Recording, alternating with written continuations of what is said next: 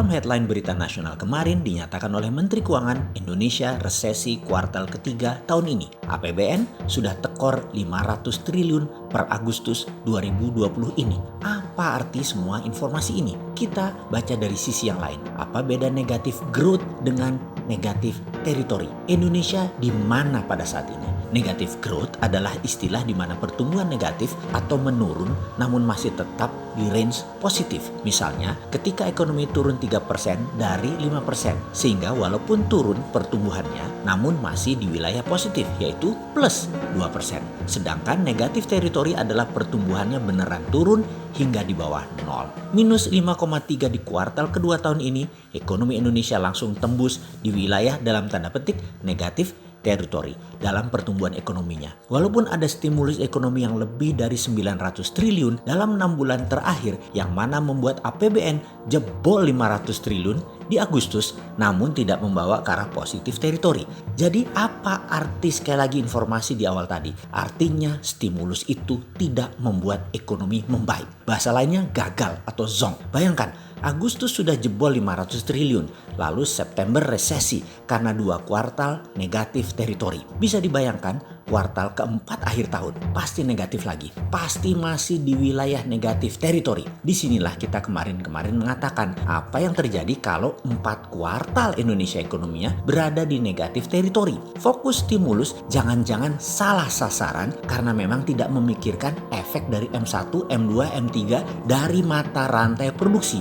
BLT hanya asal beri bantuan saja, tidak menghitung cost accounting-nya. Apa itu cost accounting? Baiklah, kita bahas perlahan. Jadi bernegara memang tidak sesederhana pedagang pasar. Namun dasar bernegara kita semua harus tahu. Setiap tindakan yang diambil oleh seorang pemimpin atau pemangku kebijakan adalah bagaimana keuntungan sebanyak-banyaknya untuk rakyat, bukan untuk golongan ya. Saat ini ekonomi dan COVID di Indonesia bermasalah besar. Ada baiknya kita bedah satu persatu di mana salahnya bernegara dalam 6 bulan ini di dalam menangani economic at war dengan COVID dan dalam perang dua negara Tiongkok-Amerika. 1. Cara bernegara saat ini menganggap ini resesi ekonomi biasa dan memperlakukan COVID seperti pandemik penyakit biasa yang tidak mematikan, tidak cepat menular. Ini kesalahan pertama.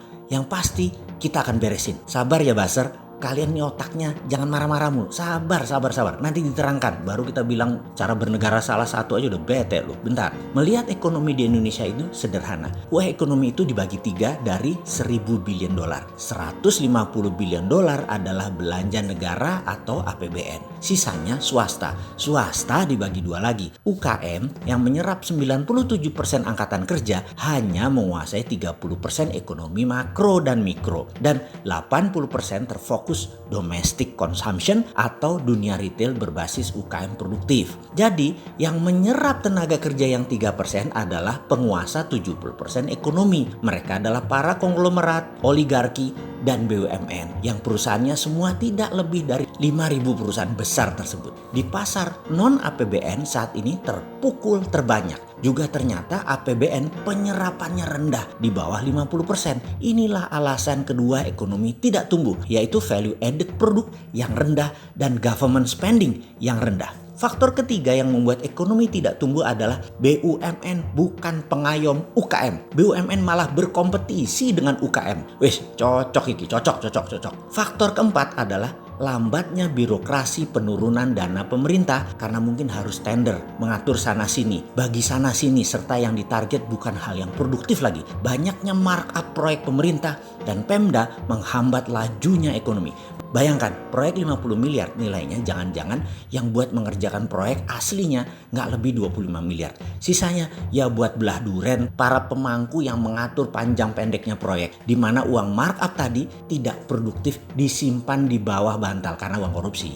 Kemudian faktor kelima, Dana bantuan bukan untuk hal yang produktif. Selain untuk bayar hutang BUMN, juga diberikan bukan ke UKM produktif, tetapi hanya untuk create demand, menciptakan kebutuhan sementara yang produksinya nggak ada yang modali. Ini semua terjadi karena tidak ada cost accounting. Cost accounting adalah menghitung berapa biaya sebuah proses produksi beserta mata rantai produksinya. Semakin panjang lapisan produksinya, semakin baik ekonomi bernegaranya. Inilah biaya akunting yang harus dihitung sebelum dana diturunkan. Sekali lagi, kalau begini ngerti nggak sih bernegaranya? Paham nggak sih cost accounting itu? Kita jelaskan. Dana BLT tadi jangan asal kucurkan, namun dihitung efek mata rantai uang beredar dari tangan ke tangannya. Misalnya, kita putuskan dana stimulus ekonomi ini harus berbasis produksi minimum 12 lapis tanpa unsur impor.